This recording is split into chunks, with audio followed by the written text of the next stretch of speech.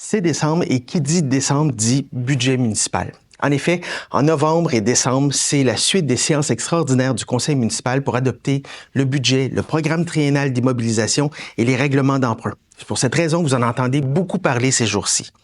L'équipe d'Action Laval a voté contre ce budget pour les raisons suivantes. D'abord, l'endettement de la ville.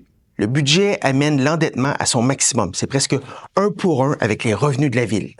Standard & Poor's a maintenu la cote AA+ de la ville, mais a mis son endettement sous surveillance. En d'autres mots, si nous continuons dans cette direction, Laval va perdre sa bonne cote.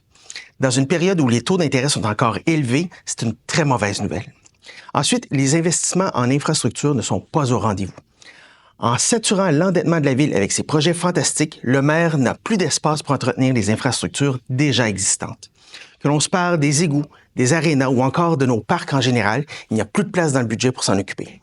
D'ailleurs, si ça n'avait pas été de la tempête Déby au début du mois d'août, le maire n'aurait toujours pas investi dans ce qu'il faut pour simplement maintenir ce qui est déjà là. Du côté des services, pour payer sa grande bibliothèque et les lignes de peinture qui font office de pistes cyclables sur nos grands boulevards, le maire a dû faire des coupes dans les autres services. Vous le savez, après avoir augmenté le prix des immatriculations pour soutenir le service de la STL, des lignes ont été coupées et d'autres ont été réduites. Également, il y aura moins de patinoires extérieures et les travaux dans les arénas, qui sont déjà très endommagés, ont été remis au calendrier grec. Le déneigement aussi a vu son budget contrôlé. Finalement, le maire nous a annoncé fièrement qu'il avait gelé les embauches à la ville de Laval. C'est en partie vrai. La ville ne verra pas son nombre d'employés augmenter, mais plusieurs conventions collectives sont à renouveler cette année. D'ailleurs, les cols bleus traînent leur convention collective depuis 2021. Et vous avez sûrement remarqué que les policiers ont ressorti leurs pantalons colorés. Également, du côté des technologies de l'information, nous allons donner des contrats à l'externe. C'est 17 millions que nous allons accorder à différentes entreprises en informatique, dont un chargé de projet à l'externe à 362 000 par année. En résumé, nous allons payer plus et nous allons avoir moins de services.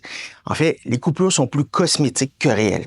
En maintenant l'augmentation du compte de taxe à 1,9 %, alors que les dépenses augmentent de 5,2 %, le maire pèle ses problèmes en avant. Je vous le promets, c'est la dernière fois que je vous parle de budget cette année. Si vous voulez, vous pouvez continuer à nous suivre sur nos plateformes comme Facebook et Instagram. Vous pouvez également vous abonner à notre chaîne YouTube, juste ici en dessous.